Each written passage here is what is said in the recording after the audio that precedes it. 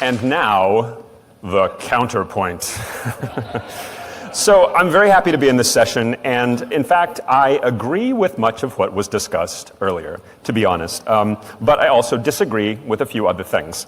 So imagine me coming to you now as a kind of physicist fresh out of the egg, and I'm being asked to give my impressions of this whole phenomenon, this whole kind of realm of UAP. So, thanks for having me here, and thanks very much to the organizers for giving me an opportunity to think about something that I don't normally think about, and to dive into something that I don't normally study.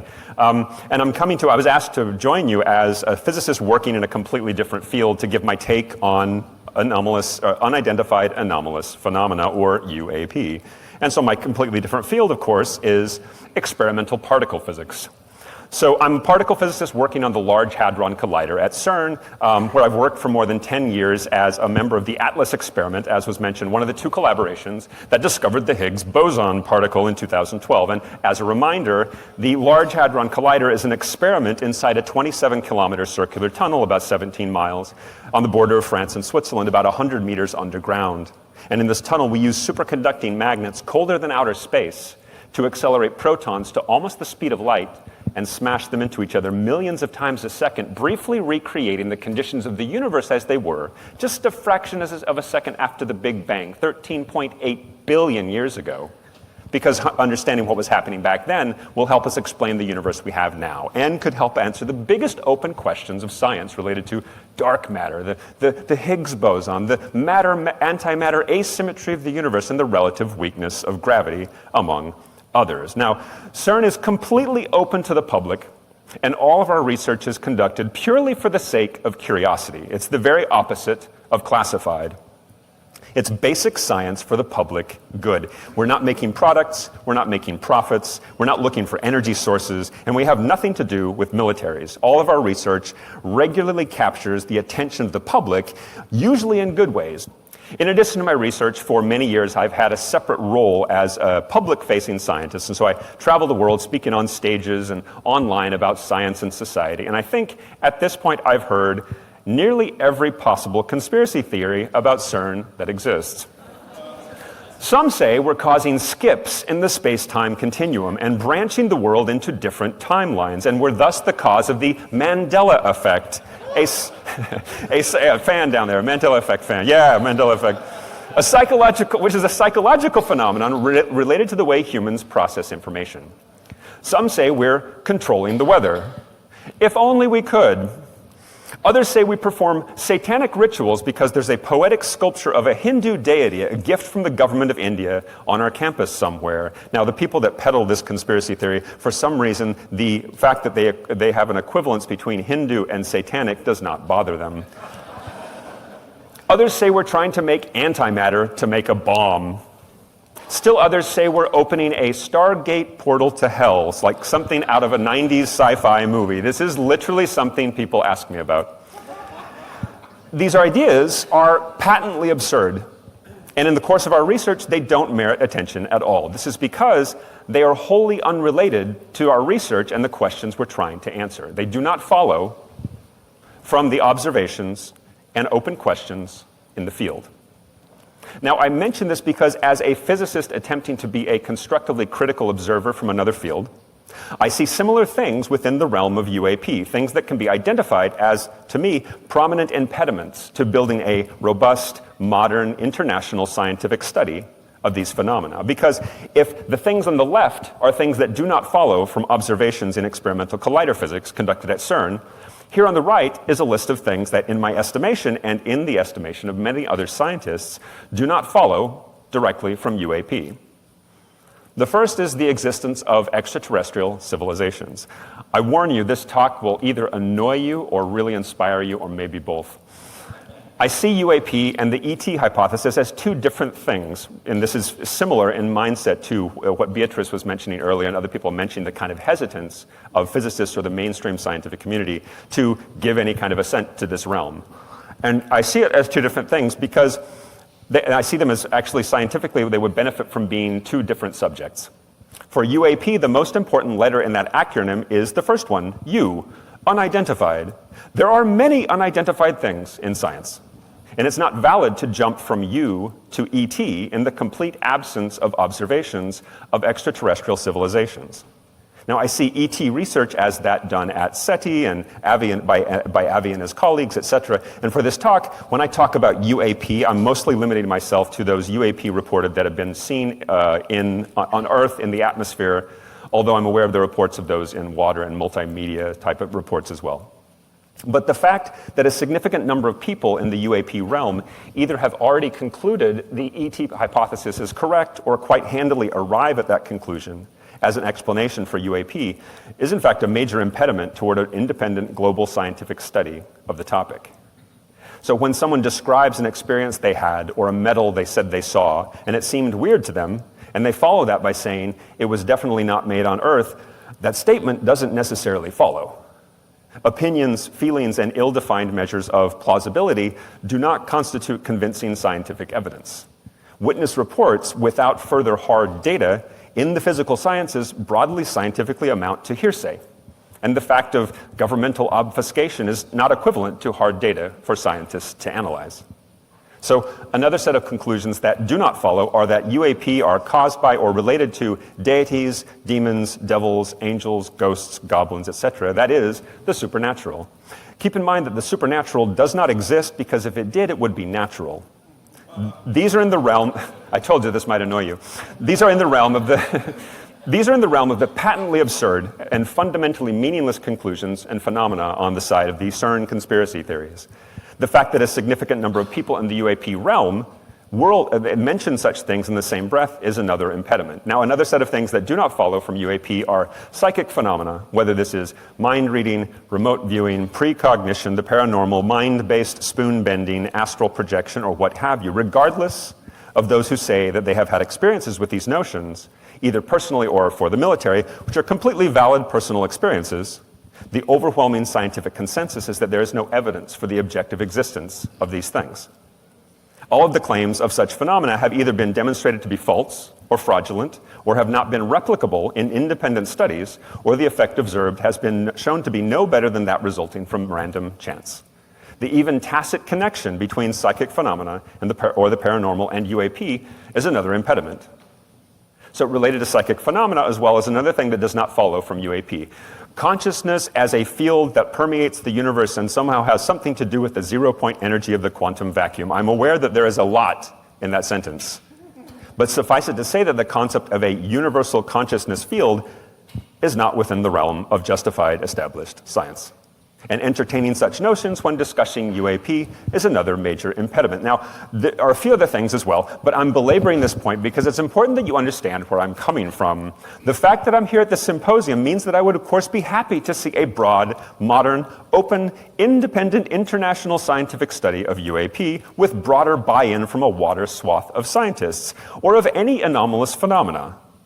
But to get such participation, one needs to be brutally clear about what is and is not science within this realm. Now, discussion of these things that don't necessarily follow contributes to scientific suspicion toward the entire enterprise, and as it has for decades, because these ideas, as benign as they might seem to some, are too often of a part with other more harmful conspiratorial and pseudoscientific ideas, for example, in the realms of public health or the climate crisis, and they are still poison for the vast majority of scientists. Now, science, despite what some people say, isn't actually about debate, and it isn't a belief system, and it isn't about telling stories. It's about, as you heard earlier, data and evidence. Now, I wanted you to understand where I'm coming from, because the reason I'm here is not to scold, nor to lecture, nor to speechify, well, perhaps a little bit of speechifying, but to give my take on two things. So, under the assumption that some of the reports of UAP represent real, currently completely unexplainable craft, and under the assumption that some of the behaviors and movements of some of the UAP reported are real, what could possibly physically explain these behaviors and movements? And then second, if I were asked to design a scientific research strategy to fully understand UAP and to potentially explain some of these behaviors and movements, what would I recommend? Now, before we get into it, again, all of these caveats, we need to address that first assumption, because in fact, for many scientists, it's still a rather large assumption. So my take on this assumption, the assumption that some of the UAP reports are describing completely unexplainable craft, is that it's not currently scientifically justified. And I think this because there is a prominent lack of the following: objective, controlled, robust, repeatable, reliable, clear, unambiguous visual data that constitute convincing evidence for UAP that are available to the broader scientific community. There are a lot of qualifiers there because all of those things are actually needed for a comprehensive scientific approach. Now, despite a very large number of reports stretching back to the 1940s in the kind of modern era, the broader scientific community still lacks this kind of unambiguous, direct, non-hearsay data. There are lots of reports and plenty of information like radar readings and things like that, as well as a very large number of frauds and hoaxes, but the existing corpus does not constitute a good basis for a comprehensive scientific study. The main sources of data and the main observations are, at best, vague and inconclusive, and at worst are clearly and prosaically explainable with known objects and phenomena. And eyewitness accounts, even from witnesses of whom we have no reason to doubt the credibility, are simply not equivalent to repeated visual data and physical objects to study. Now, to be clear, this is not to dismiss or denigrate those who have observed and reported currently unexplainable things. And it's not to dismiss the actions of those who have chosen to expose the dissembling and obfuscations of government entities, but the fact of government lying does not lead to some of the conclusions on the previous slide. Governments lie all the time, both for nefarious reasons and also for perfectly banal reasons. The crux of a scientific attitude toward anything is that in the absence of clear data supporting the existence of some explanation, we withhold our assent to this explanation representing reality. That's not a bad thing, it's a very good thing, and it's why science is successful. To eventually arrive at a modern scientific study of UAP, this is the attitude we must take.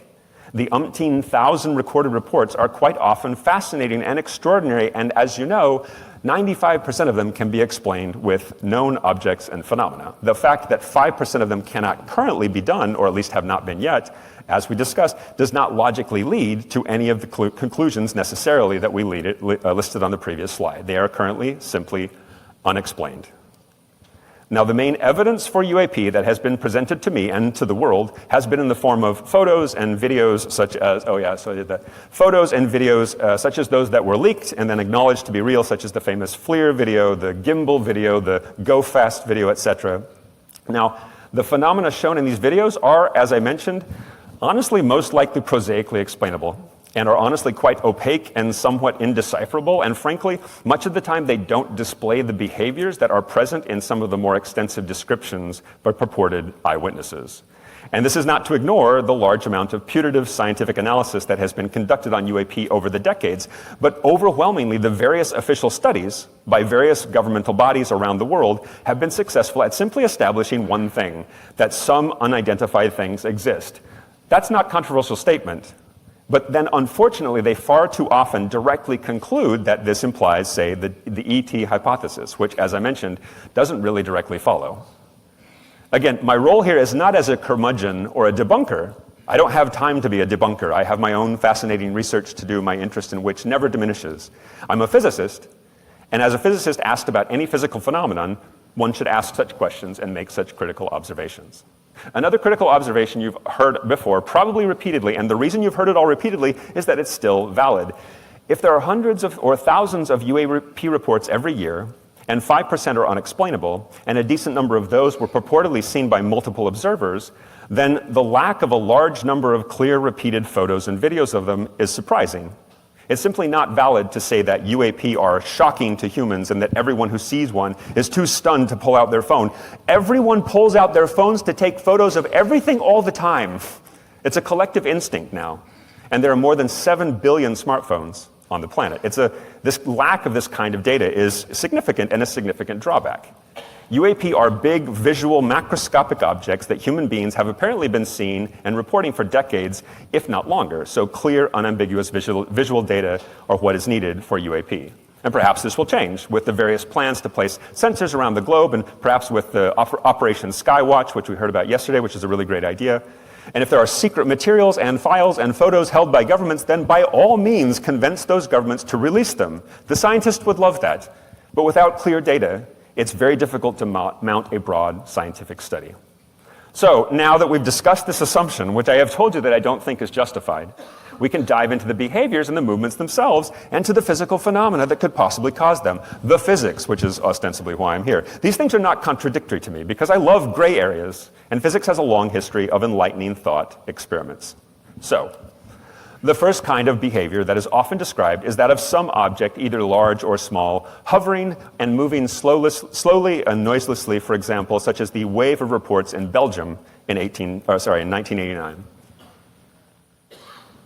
Now, this is a drawing made by one of the purported witnesses in that wave of sightings from the archives of something called SOBEPS, which is a Belgian UFO investigation group at the time, and it was reproduced in Leslie Kane's 2010 book. This wave of sightings is, okay, you're going to hate me for this, most likely explicable as a kind of mass delusion, as you're probably aware. But as I mentioned, under the assumption that these movements are real, we can treat them and ask how they're physically possible.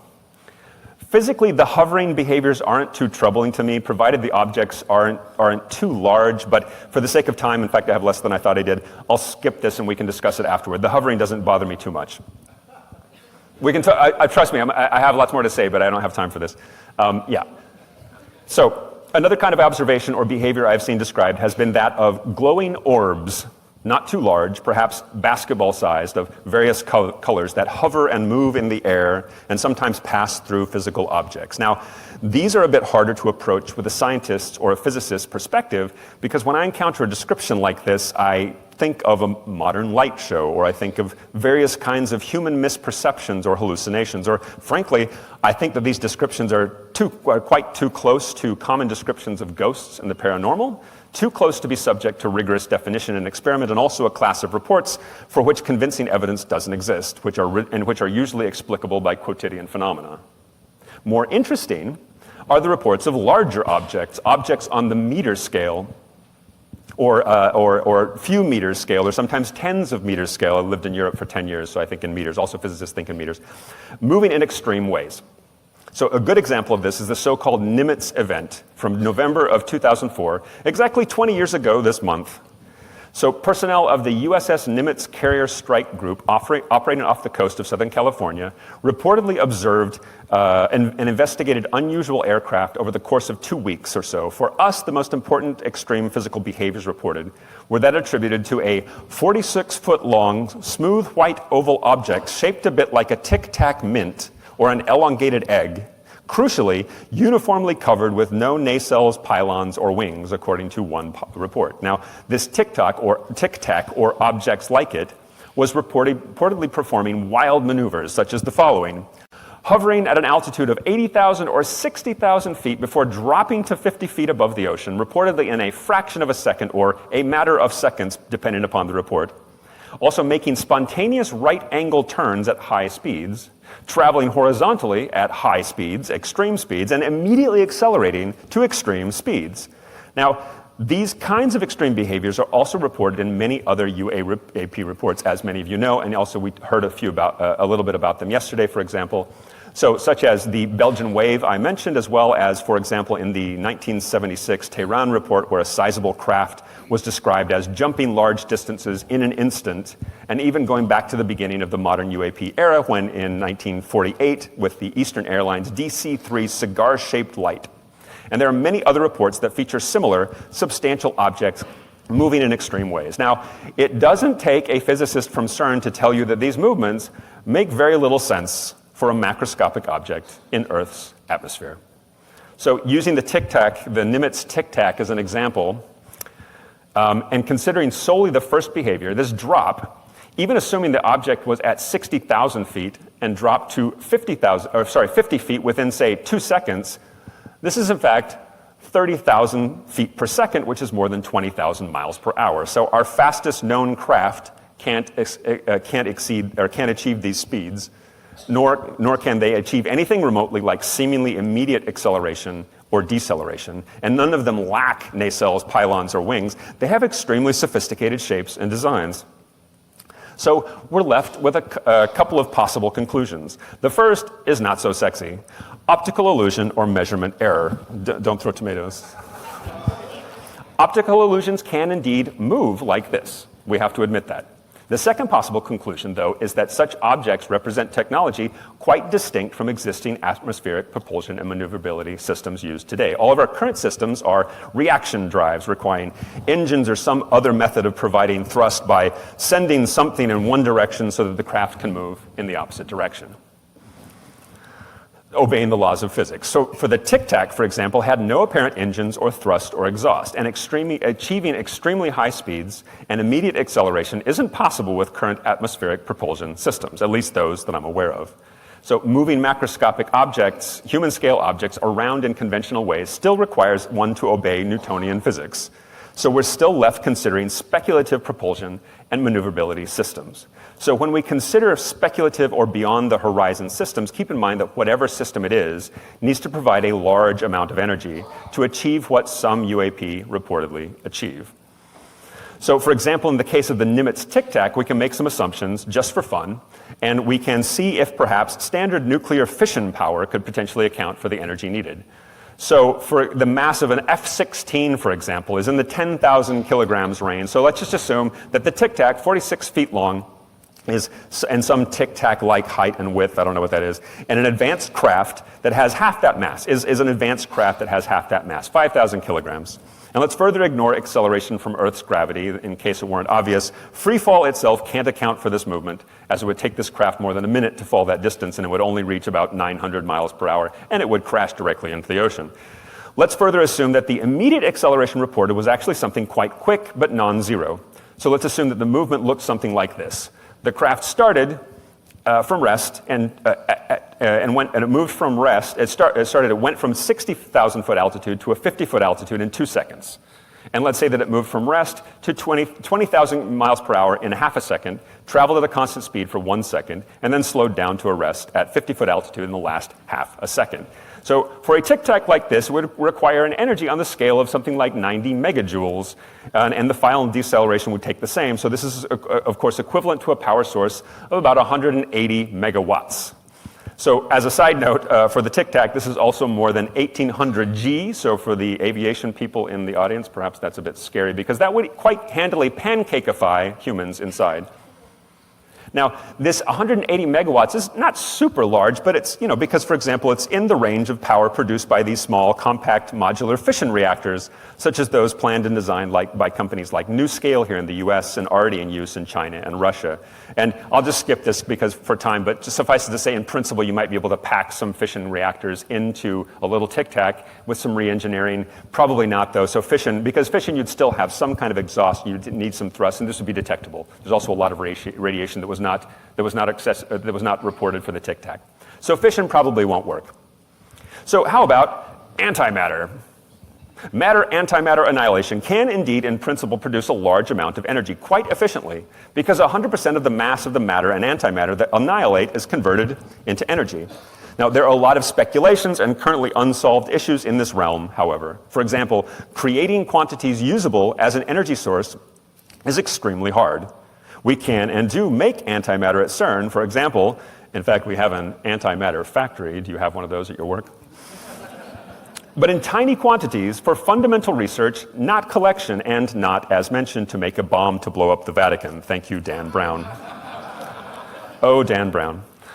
And by tiny, I mean minuscule. If we used all of our accelerators only for making antimatter, we could produce about 1/1000th of a gram per year to make enough antimatter to achieve the energy needed for the immediate acceleration of the Tic Tac one time.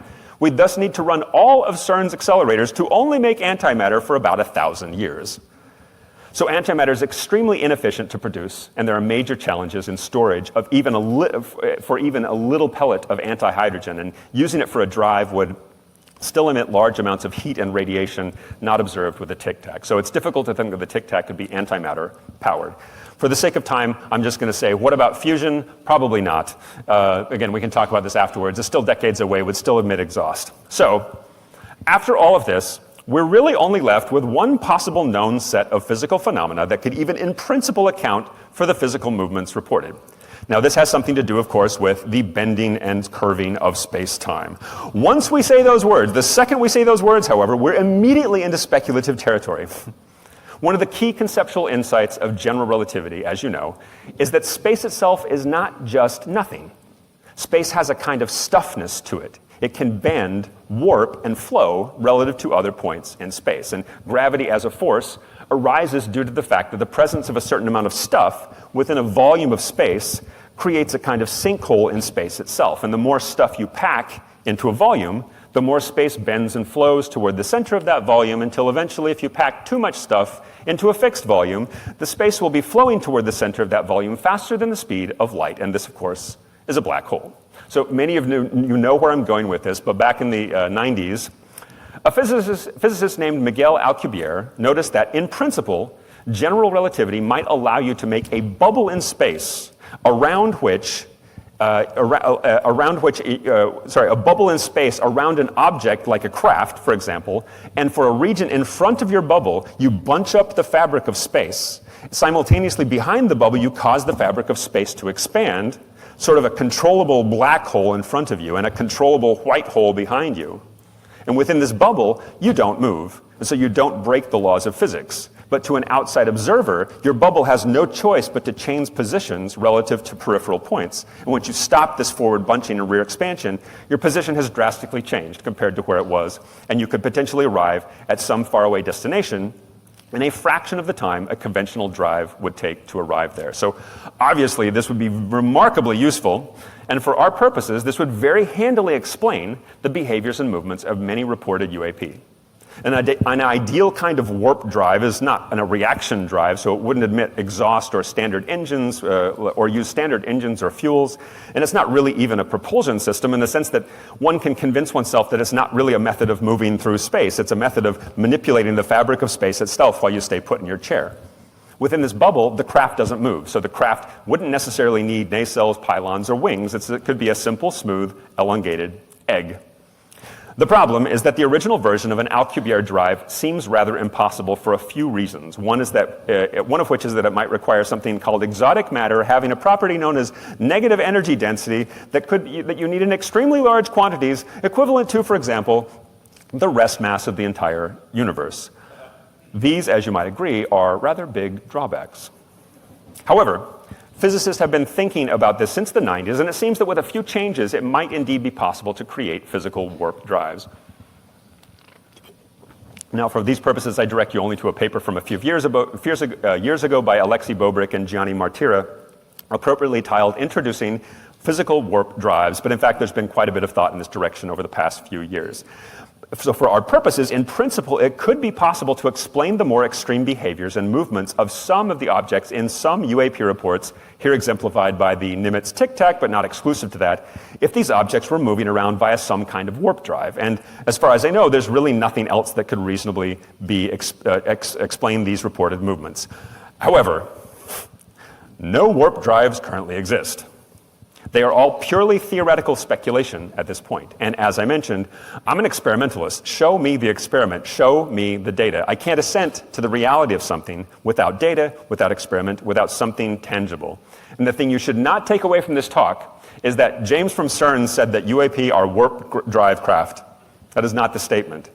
Because frankly, there are enormous problems, theoretical, experimental, and technical, that need to be addressed before I could ever assent to the reality of some idea, of the idea that some UAP could be real objects maneuvering via warp drive. So, as I said, the second part of why I'm here is to give my thoughts on what I would propose for a robust scientific study of UAP and what that means to me. Yeah, we went through that already. So first, the broader scientific community needs more and better data. Until we have physical objects to study and clear, repeated, unambiguous visual data, there's very little that can be done. Let's not forget where the burden of proof lies here. It's not the scientific community's responsibility to formulate detailed explanations for reports of UAP behavior that at this point are in the category of hearsay and conjecture. The broader scientific community is not the one making the existence claim. The burden of proof is upon those making the existence claims to provide clear evidence for these reported phenomena. And if that evidence is vague or unconvincing, then so be it. The production of clear data and objects should be the top, number one goal with a laser focus. Second, under the assumption that clear, robust data can be provided en masse and without qualification or restriction, warp drive research should be accelerated, and not just secret military research that we don't know about, but open research on the topics that underpin warp drive concepts, general relativity and quantum mechanics. So here's the thing.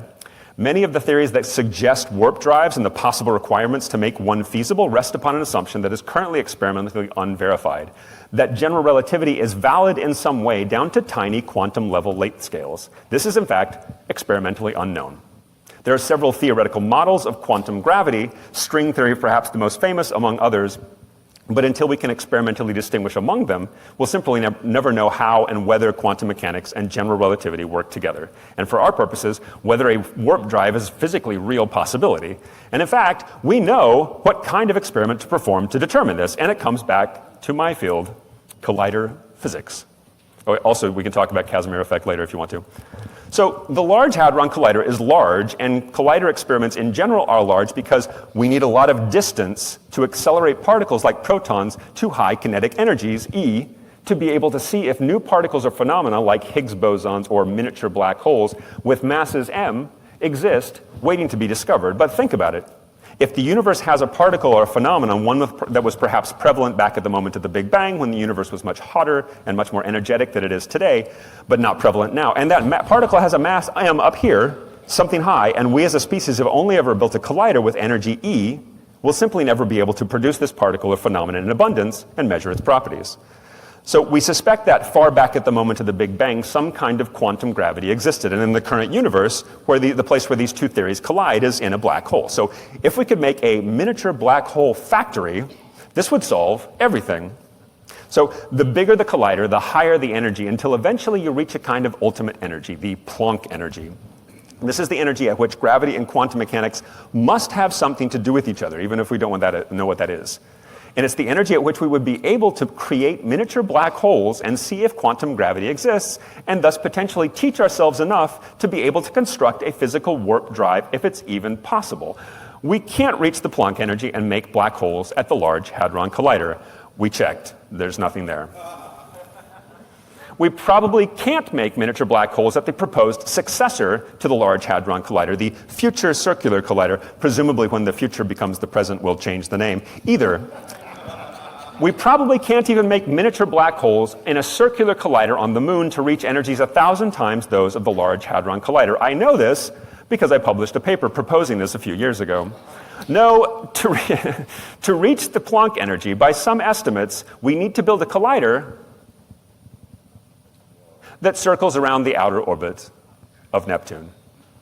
However, my colleague Frank thinks this might be pessimistic, and we have a paper in preparation about this right now, and that we might be able to achieve this on a much smaller scale with a collider that circles the sun about 1/10 of the distance between the Earth and the sun. Modest by comparison, but such a machine would still require some major innovation to construct. But this is how we could answer these questions definitively. To achieve this, of course, we need advancements, as I mentioned, in magnet technology, in situ space construction, etc. Additionally, some of you might be wondering whether we just need new kinds of particle acceleration technology. And this is true. Some alternative methods of potentially accelerating particles to higher speeds and energies within smaller distances are currently being studied. And if we could find others, this would allow us to make a much more modestly sized black hole factory, perhaps on the Earth or the Moon. So this is what is needed from an experimental standpoint to finally understand general relativity, quantum mechanics, and their possible connection to be able to construct a warp drive. So I'm wrapping up, I promise, here for those that want me to move on. Finally, in the absence of this robust, unambiguous data for UAP exhibiting extreme movements such as the Nimitz tic-tac, and in the absence of any technologically feasible concept for a physical warp drive, a drive that could really only possibly be constructed if we have a full and complete understanding of quantum gravity, in the absence of these two things, I am left with the current conclusion that such UAP will most likely be explicable by known objects or phenomena. So again, 30 seconds here and I'm done. Maybe 60 seconds. I hope that I've made it clear that my role here is not as a naysayer or as a curmudgeon, but as a scientist who, of course, supports the scientific study of anomalous phenomena. All scientists should do so. And I think you realize now that I'm not a scientifically conservative and risk-averse researcher. I published a paper about building a particle collider on the moon, and I want to build a black hole factory circling the sun. I love the edges of science. But I hope I've also outlined what I see as a few impediments to the goal of a broad global scientific UAP program. some of the main conclusions or hypotheses that I often encounter within UAP realm do not follow from the data and observations we in the broader scientific community have access to. And focusing the scope of UAP discussions on, say, as was discussed many times, aviation safety or defense security, advanced surveillance capabilities of governments around the world, that would be a major benefit. So my two main recommendations, just to finish, are, where are we here? Is that we need clear, repetitive visual and physical data, and number two, that warp drive research should be accelerated, which, as discussed, would be simply great for fundamental physics, irrespective of the applications to possible UAP research. So again, regarding that first one, there's very little to be done scientifically until it exists. If a student comes to me and says, Dr. Beacham, I've discovered a new particle in Large Hadron Collider data, I would not call a press conference. I would ask them to show me what they found, and I would inspect their claims in detail for months, along with thousands of my colleagues. And if they told me, no, I can't show you the detail, but I definitely saw it, then unfortunately, there's very little to be done, and the claim won't go anywhere. And so now it's entirely possible that, for example, an ET visitation might happen tomorrow. That would, of course, be the most amazing thing that's ever happened in the history of humanity. But even if that happened, it would not negate what I'm saying here.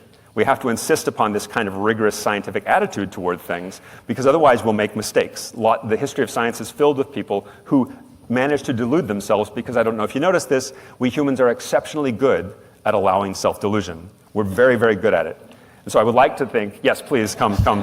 I would like to think that it would not take something as momentous and earth-shaking as an obvious ET visitation, or a visitation from Mara here, to realize that the things that we have in common are much stronger than those things that people try to divide us with. But it might actually take this. And so I would just leave you with the thought that I think that for me, whether or not there is a kind of ET hypothesis to entertain, for me, we have to confront the possibility that we're completely alone in the universe, and we might have to confront the possibility that we, right here, have to take care of each other. Thanks. Thank you so much, James.